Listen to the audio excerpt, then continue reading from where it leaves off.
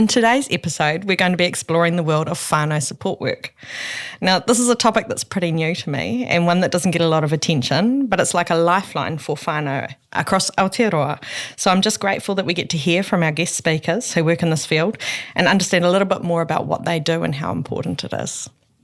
Firstly, I'm going to introduce Anne McGregor, a whānau support coordinator from Atareira, a mental health and addictions organisation working in the Greater Wellington region. Hi, Anne. Hi, kia ora. Welcome Good to The be Difference.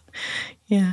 And our other equally wonderful guest is Jade Caulfield, who is the Northern Region Manager for Yellow Brick Road and who started off as a whānau support worker and has a real passion for the wellbeing of not only whānau, but our support workforce as well. Hi, Jade. Hi.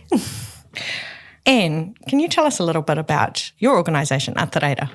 Absolutely. Yes. We are an organisation that supports whānau around anyone with mental health or addiction issues.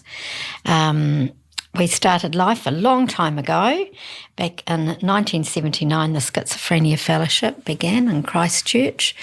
Went on to be supporting families in mental health and addictions, and by the early 2000s we became known as Atareira. So our organisation provides the whānau support, and we do have some transitional housing and sustaining tenancy contracts. Our name, Atareira, was gifted to us, and it signifies that time of the day just before dawn, the hope of a new day, which is how we see recovery. Oh, that's lovely. Awesome. Yeah, it was really interesting when we were, doing the prep for this episode to hear that, you guys came from Schizophrenia Fellowship, because I had no idea of the connection. And, I remember working alongside them in Ōtepoti and Dunedin back in the late 90s, and they kind of disappeared. So I was like, oh, great, they are still here. They just got a different name. They've just got a different name, a beautiful name. Yeah. Yeah, awesome. Thanks. And where are you guys located? Well, Atareira serves the Wellington region. So that's Wellington City, Hutt Valley, Wainuiomata, Porirua and Kapiti Coast. Awesome. So quite a big, large area. Yeah. Oh, neat. Thanks so much. And Jade, could you tell us a little bit about Yellow Brick Road? I can. And we started off as Schizophrenia Fellowship No way. as well. We did. At one point there were 22 branches throughout New Zealand, and we're all kind of little and separate but also connected. And then we became Supporting Families and Mental Illness, and then we became Yellow Brick Road. And I guess the kind of vision that I really like around the name Yellow Brick Road is that in the movie, the characters walk, they go on that big walk along the Yellow Brick Road to get to the wizard to get given what they think they need. And what they find is that they had those strengths all along. And that's the experience we really want for our whānau. We're not here to necessarily solve problems for them. We're here to support them while they go on that journey. Oh, great names. And that kind of makes that link then again for me, because, I was thinking, okay, so if Schizophrenia Fellowship was based in Dunedin, why is it only in Wellington now? But okay, obviously it has, been renamed and taken up by different organisations, but it's still all across Aotearoa. That's which right. is fantastic. Yeah, so Yellow Brick Road is in, my branch covers Auckland and Northland, and then we cover Midlands through Waikato, Rotorua and Taranaki, Wairarapa, Nelson and Canterbury. Whoa, So, yeah, massive. yeah. Cool. Can I ask you both what led you to this work? Maybe I'll go Anne first. Yes. Hi, I came from a counselling background, and what led me to this organisation actually was I had some experience of being a whānau member, and I actually had some support from what was at the time Supporting Families. Yep. And it was really magnificent support.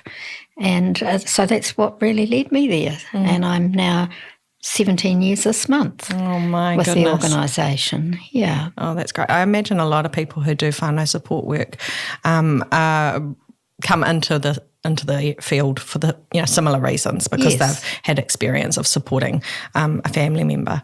Yes, we've got a bit of a mix of staff. Some staff have that lived experience of being a whānau member and some not, but definitely you come in with that knowledge of how it is to be a whānau member. Makes a big difference in the way that you promote your work and that you do your work with family. And what about you, Jade? What led you into this work? I started in residential mental health support work, and it was just a bit of a stepping stone. Yeah.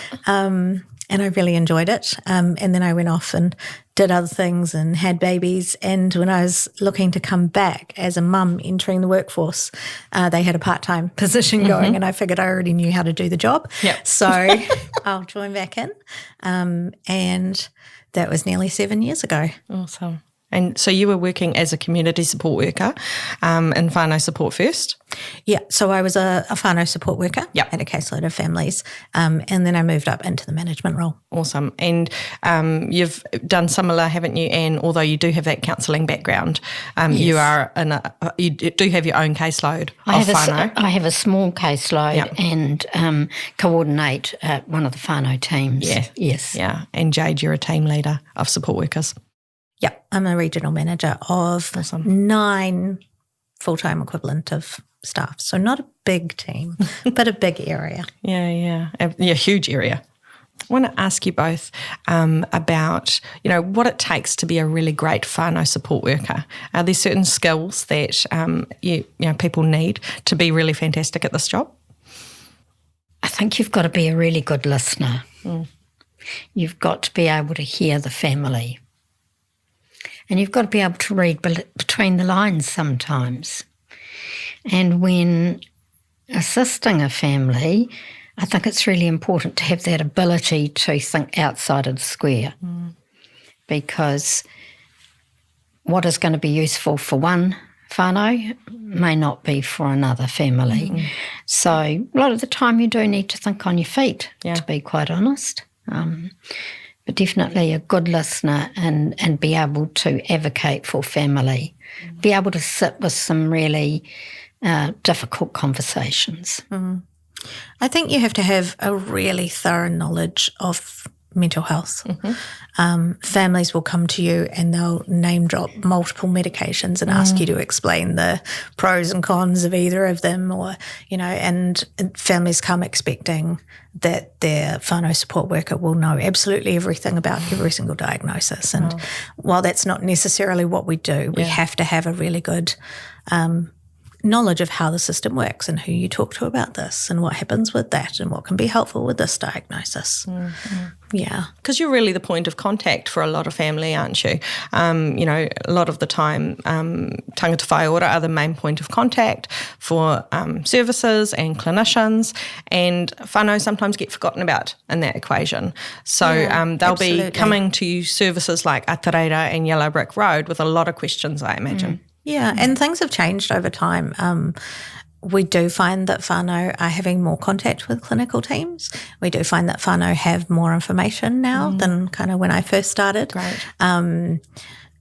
But clinical teams don't often have time to really sit down with a family and talk through what things mean, how to support their loved one to make good choices and all of that kind of stuff. And I think one of the main benefits that people get out of whānau support is being able to sit down with someone and talk through what's going on and actually really get into the problem and problem solve and talk through different suggestions. A lot of what we do is really practical, in the now kind of discussions about, what do I do if my son doesn't get out of bed until 6 p.m. and I want to have dinner at 5 p.m.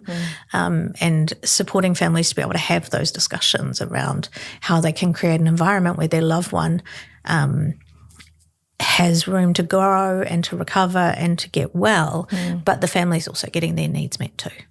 Yeah. Yes, and a lot of the time we'll have family who haven't got their loved one into any services. So we maybe get people coming along because they're concerned about what's happening with a family member, maybe concerned about depression, maybe concerned about some bizarre behaviours, maybe concerned about addictions, and they have no idea where to go to get any help for their loved one, or their loved one may not want any help. So, that's another kind of area that we support people in too, that sometimes whānau can be quite powerless, but can still be there to pick up the pieces, still be there to support when the time comes. And, sadly, for some whānau, that might mean assisting them to section their loved one under the Mental Health Act to have an assessment. So we will walk through all of those situations with family. I think one other thing is when we're talking about like the skills that whānau support workers need, a big chunk of our work is around the well-being of the person who's unwell. But we have to kind of look beyond that as well and look at the well-being of the family, because you can't pour from an empty cup.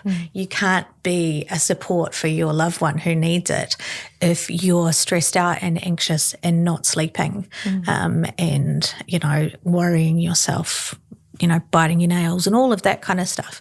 So there's real skill in the whānau support work realm around getting people to step away from that idea of it's just about my loved one's wellness and their clinical wellbeing, and really start looking at their own wellbeing as well, what they're doing to take care of themselves and how this is impacting them.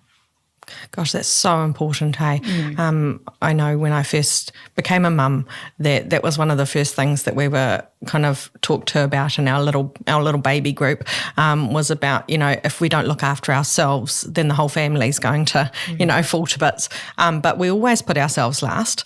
Yeah. And I'm not just talking about mama, I'm talking about, family members. When you're worried about somebody, you're going to, put all your effort into supporting that person as much as you can, and leave nothing for yourself often.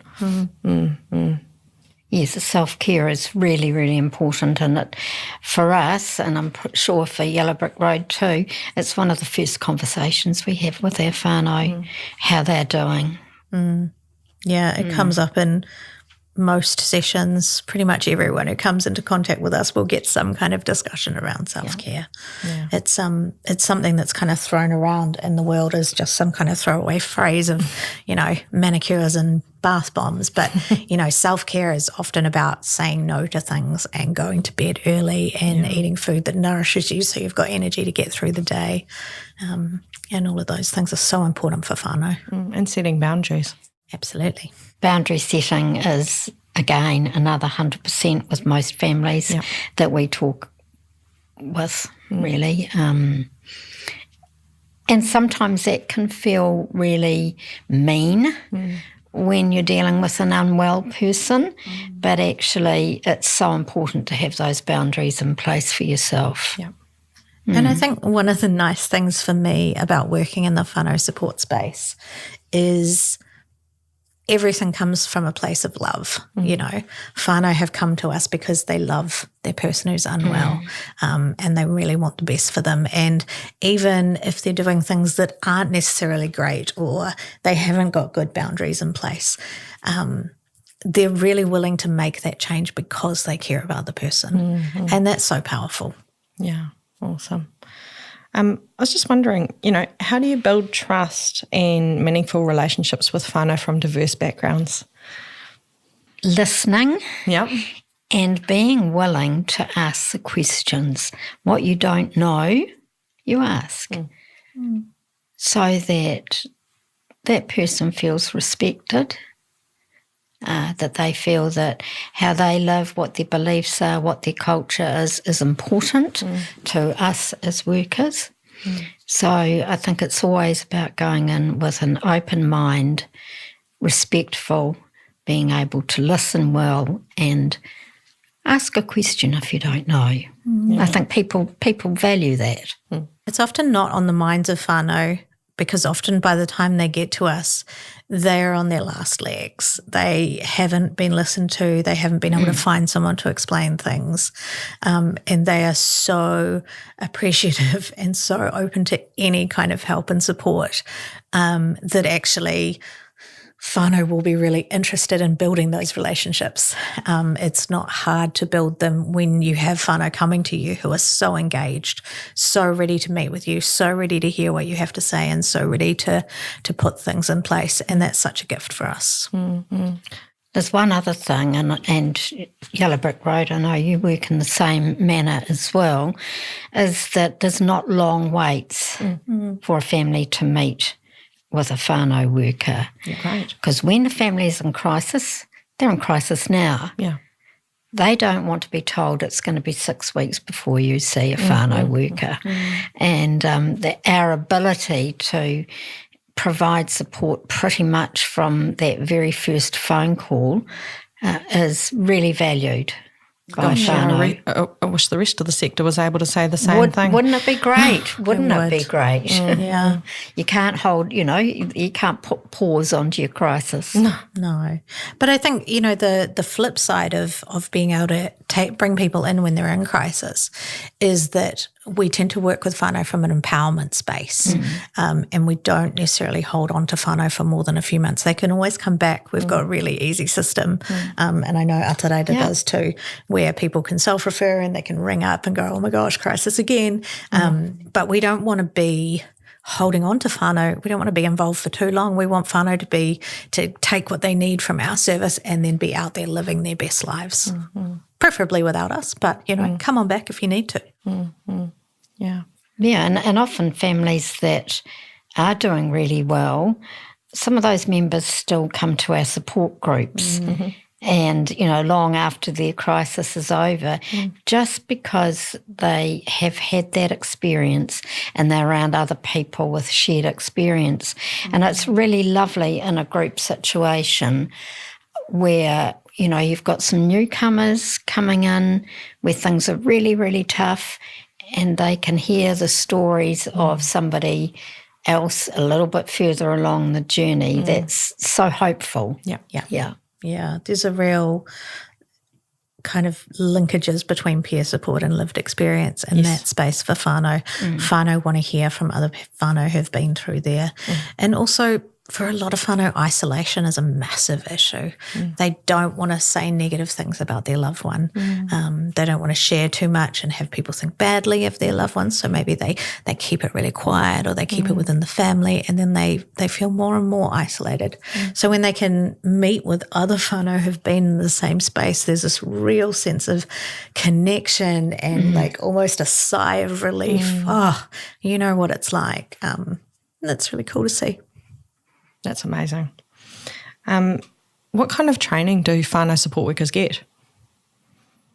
So at Yellow Brick Road, we take staff who have a whole range of qualifications, but at minimum a level 4 certificate in mental health and wellbeing.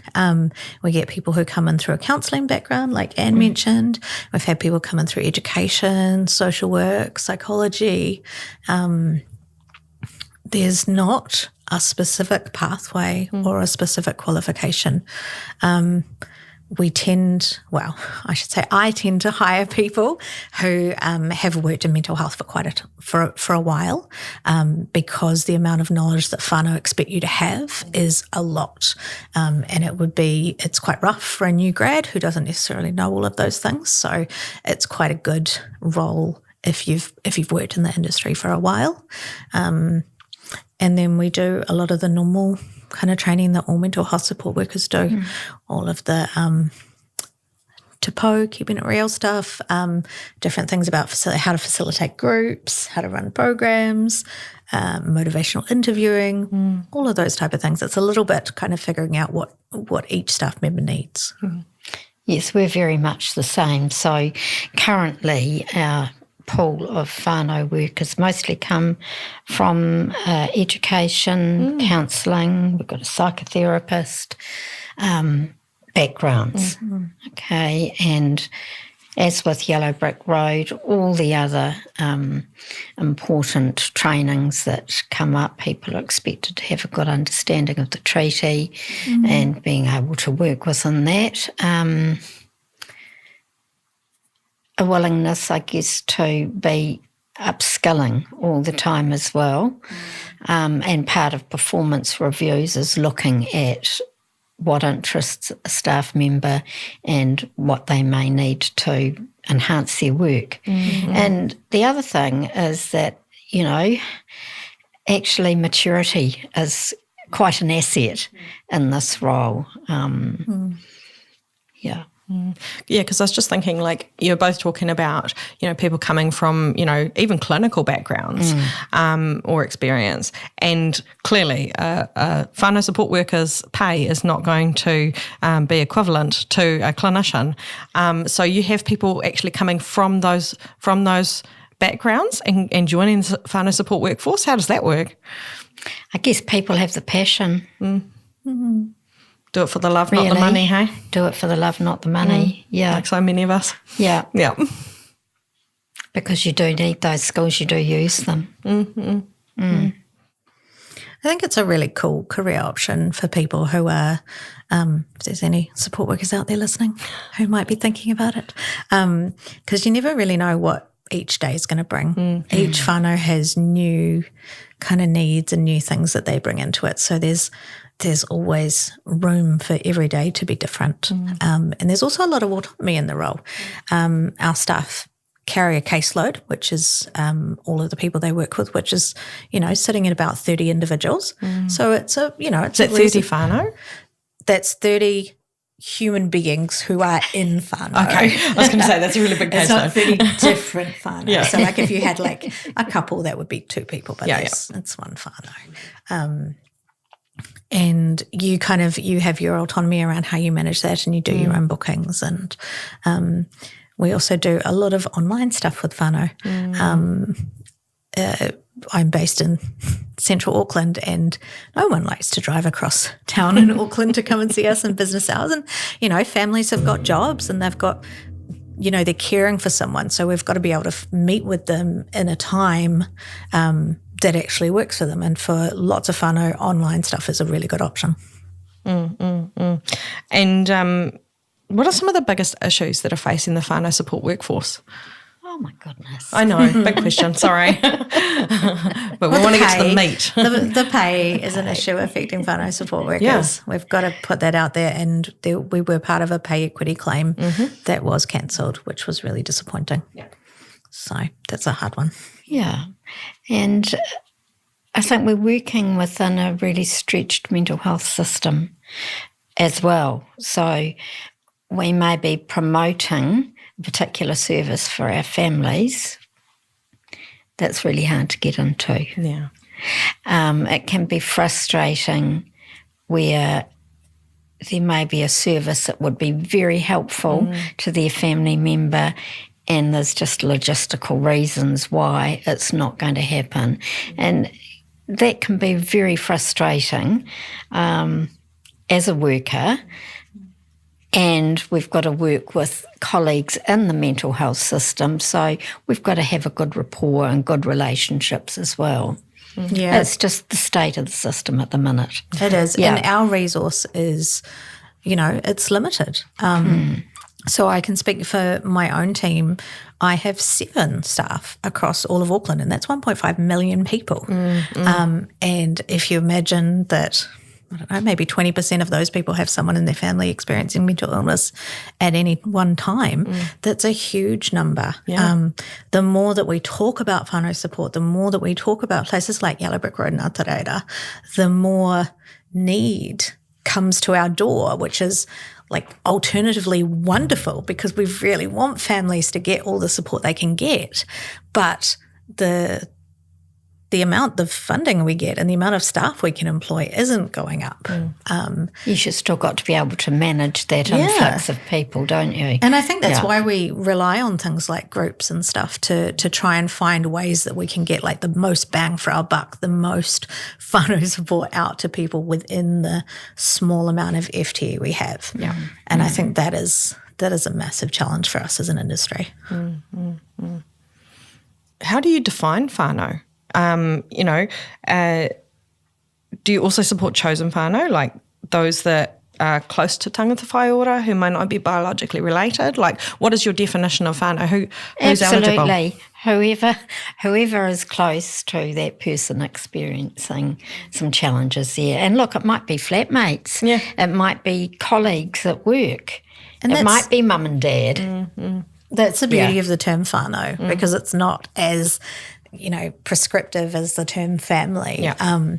We'll work with anyone, really. When I was a support worker, I worked with managers of staff who were unwell. Yeah. I worked with neighbours and flatmates. And, if you care about someone, then let's get you some support. I think we're quite lucky in being in a small industry. We have the ability to kind of make our own rules in that space of what is whānau. And, I can't imagine anyone's going to say, nope, sorry, those people don't get support. Support is for everyone. Yes, if you're affected, you're affected. Absolutely. So at whatever point of the journey of another person's mental health. Yeah, I love that because, there's so many different parts of our system where, we're all separated into silos or, That's right. The eligibility means that you can't access what you need or easily, or you can't get funded, counselling or whatever. It's so, lovely to hear. Not only do you do your best to, not have those wait times, but you also accept everybody who comes through your door. So that's beautiful. Yeah. I want to ask you a little bit about supporting rangatahi, young people who are experiencing mental health or addiction challenges, because I know you both of your organisations do cater to younger people. So could you tell me a little bit more about that? Sure. We've got 2 contracts. We have a child and youth team, and they provide mental health support for rangatahi experiencing their own mental health challenges up to the age of 20. And then the other arm of the contract is supporting those that have a parent, sibling or whānau member who has mental health challenges themselves. So that takes in quite a lot of young people. Gosh, that's so important, isn't it? And especially those ones that have a family member with mental health issues, or a parent in particular. A lot of those children really get quite confused and can have some challenging times and scary times in their childhood. And if they're well educated through the programs and the one-to-one work that we are able to provide, it just makes life easier for them. And hopefully they're going to be the bunch of children who don't end up in our child and adolescent mental health services. Yeah. I think it kind of aligns to the whole idea of who's whānau and, how do you get into the service. Kids are in the whānau and they're obviously being impacted. And so we will work with kids of, ages that you can work with kids, really. But also we're looking out for the wellbeing of kids who are in the family who we don't necessarily work directly with as well. We know that kids who have someone in the family with a mental illness do best when they have a good amount of age-appropriate information. We've really had a culture of not telling kids things. And when kids don't know, they are so internally focused that they take on that responsibility. They do. Yeah. They think it's they their make fault. up their own stories, don't they? And we know that when we tell kids just a little bit of proper information that's age appropriate, then they can start to release a lot of that. And that's so important for kids. And it's so important for families to hear that whether we see the kids or not, the kids who are in the family are always a focus of our work. Yeah, fantastic. And I also want to talk to you about older family members who are supporting their adult children who are going through the system. It's such a hard one. We don't hear anything about this. It's a very silent group of people. Yeah. And a couple, 3 years ago, our organisation did a bit of a survey, actually, a bit of a study on older people, people over 65, caring for an adult child with mental health or addictions. I have to say most of them were mothers and sons. Yep. And it really is a big impact on the older persons. Financially can be a big impact, emotionally. Sometimes, unfortunately, the nature of the relationship can be abusive. Not all the time, obviously. But the other big worry for the older person is that they have concerns about what's going to happen to their adult child when they go. Yeah. And that's a really, really big concern. And often we will encourage to have that person set up independently and things be going okay for them so that the older person has some peace, really, around what's going to happen to their child. And it comes back to that idea of, kids are part of the whānau, older people are part of the whānau as well. We've got to cover all ends of the spectrum. But there are definitely whānau who access our service who have loved ones who are getting on in age and, they've been supporting, it is usually their kids, you're right, for 40 plus years in the mental health system, and the fear of what's going to happen when they die is so real. We get people ringing up saying, should I buy a house, should I sell my house and buy an apartment so I can buy my son an apartment, and who's going to take their meds, and their brothers and sisters don't want to do all the work that we're doing, they're not going to clean his house, and it's It's a minefield, isn't it? It is. It really is, and it's so hard because there's no real answers. And we help whānau to find the best solutions they can in that space, but it's not an easy space.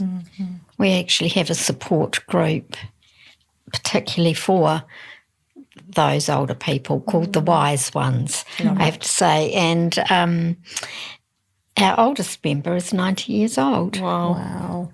So there you go. Yeah. You don't stop being a mum. No, you never do. It's such an important issue and, like you were saying, quite invisible. Yes. And I imagine a huge source of stress for people. But you never stop loving your person, do you? So even when times are at their worst. And so it's great to hear that you're both of your organisations, and I'm sure the others that are working in this space are also looking at. What do you do when whānau members are themselves experiencing mental health or addiction issues? Because the stress of supporting somebody, can also lead to, developing anxiety or depression or whatever. It's definitely coping strategies. I think, for my staff, and the other part of that is that, mental illness runs in families a lot of times. So people can have the same diagnosis as the person they're supporting, but they still deserve support. Yeah.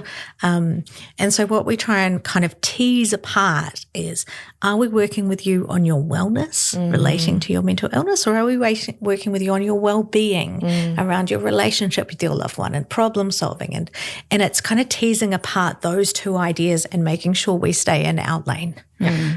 Because we never want to say that people can't access our support because they experience their own mental illness, because that'd be terrible. But we do know, the stress can lead to people developing anxiety, all of those kind of things. So we kind of help them navigate them to other services while also still working with them around their whānau stuff. Yeah. Yes, we work very much in that same way. One of the things that we do provide, well, two things actually, is that we're able to provide our members counselling. So for someone with sort of mild to moderate mental health, some counselling may be helpful for them. Yep. We run anxiety programs as well, that anybody from the public or our own clients can come along to. And we've had a number of our clients who have anxiety and they're caring for another family member who has been unwell. And it's also about having really good knowledge of the community services that are available to people that may be appropriate, and as Jade says, referring on where necessary. Yeah, and I think that's part of it, is that we always want to link in with other things that we can, because we can't do everything. No. We can't be everything to everyone. And we know that there are so many other services out there who are doing different cool little things that we can work together. So it's really nice to be in a space where you can bring in and refer to other services without having to discharge the person. You know, you can just work on the same on different issues for the same whānau. I want to talk about it. Tricky topic, but as we know, a very big and relevant topic for Aotearoa. There were statistics released last week, and it won't be last week by the time this podcast comes out, but that we're about 630 people who died by suicide in the last year. And we know New Zealand is always, leading the way in terms of those statistics around the world, which is really awful. So that was 630. And if you think of the number of people that would make up their families and their friends exactly. and their workmates. Yeah, it's thousands and thousands of people who are affected by suicide every year. So what kind of support do your organisations offer to whānau after the suicide of a loved one? With us, it can be dependent at what point in time the whānau come to us. If we are working with a whānau at the time where their person suicides, we've already got an established relationship with that family, and so we're there on the spot right at that really crucial and devastating time for a family, and working on through maybe there's police reports, there's serious incident reports if they've been in mental health service care. There can be health and disability processes to go through, and then going through to the coroner, which that whole process can take a couple of years. And so we will work with the family, walk alongside them during that time for as long as they are going to need us. And, the families that I have worked with in that journey, they never leave you, nor does their loved one. It's such a devastating thing for people to happen, and a huge privilege to be able to support, help, guide, listen to. We run a program called Waves for whānau, which is an 8-week course for whānau who've been bereaved by suicide. And there has to be at least 6 months since the suicide so that people are in a space to be able to safely be in a group with other people and hear those things. And the Waves groups are so incredibly powerful. Just the connections people form with other people who are in that same space is really beautiful to witness. Gosh, I'm so glad that we have these things now, because in the 1990s when I was a teenager, I experienced 3 suicides in the space of 4 years of people that were very close to me. And, the support that we got was next to nothing. I think I got a teddy bear from victim support, and some counsellor dude saw my sister and I once and declared we were totally fine, and that was it. I think I was talking about this with you both in the prep for this episode, but actually the most impactful support that I got around suicide during my teenage years was I was really feeling like quite haunted actually by the things that had happened, and I went down to my local crystal shop as a teenage girl does, and blurted something out to the crystal healer, who then did a wee blessing over me, a wee cleansing over me, and I don't know if that's real or not, but gosh, it helped. And that was the only support I got. It's so hard. And just to do a really big shout out here to our Atareira, which is an awesome service that offers free counselling for anyone bereaved by suicide. Registered counsellors, you can pick who you want to see, they do it online. Fantastic. They're an amazing service. We're often pointing whānau towards them. And it's not unusual at all to start working with a whānau and find that whānau has experienced suicide within the whānau, 1, 2, maybe 3 generations ago, and how that continues to impact. Oh, yeah. So that's great for us too, where we can actually offer that counselling service. But I would say across the board, grief would be a number one thing that whānau come to us with. Grief, just because there's stuff happening in the family that's difficult to cope with.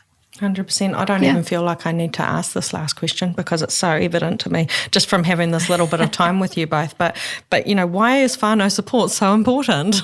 Here's your who's your elevator pitch, How long ladies? have you got? Yeah. Now, the thing there is that what we know from many years of research is that somebody experiencing any mental health distress does much better when they've got people around them who are able to support them. Yeah. And those people are better able to support when they have good education, where they have somewhere that they can debrief, they can ask questions, that there's somewhere they can take their grief to. So really it's a benefit to everybody that the family has support. Whānau are the biggest provider of mental health support in New Zealand. Absolutely. They are unpaid, they are untrained, they are working 24/7. Yeah. And to be able to support that is so important, and it's such a privilege for us. We know that the mental health system doesn't have enough beds for everyone and doesn't have enough workers to be able to put things in place. And it's so exciting to work in the whānau space because just a small amount of input into a whānau can make such a massive difference. It can reduce rates of relapse. It can make sure that people have really good discussions about medication and stay on medication because there's been good discussions about it.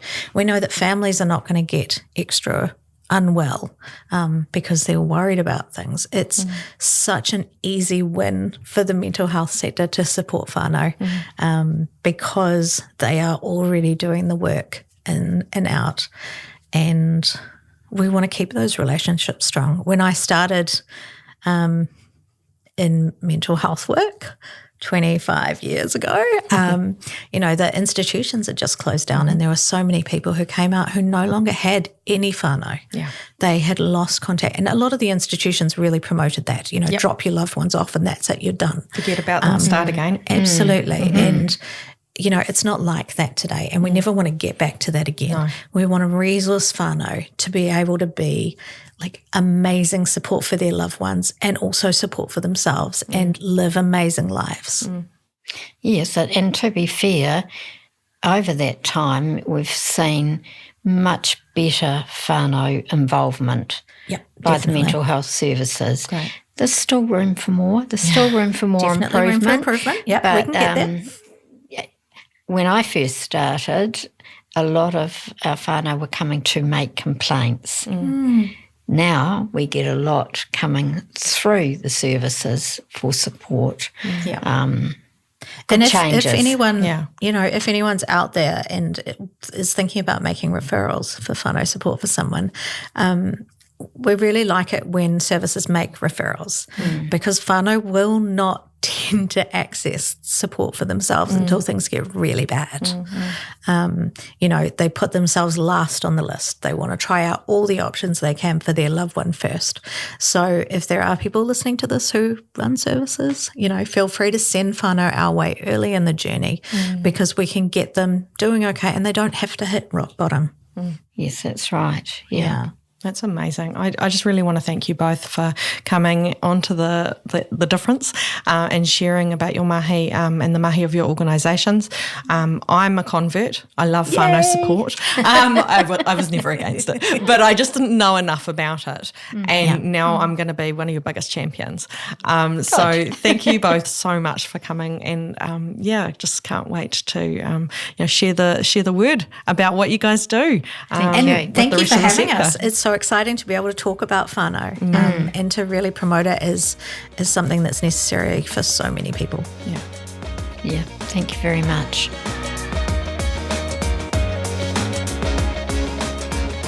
Thanks for listening to The Difference. We'd love to hear what you think about the podcast and where it is reaching. If you've got a few minutes, please do leave us a comment in the comments section. Tell us what role you're in and which bits of the podcast you've found useful. It'll help us to know if we're pitching things right or picking topics that resonate with the sector. Kia ora!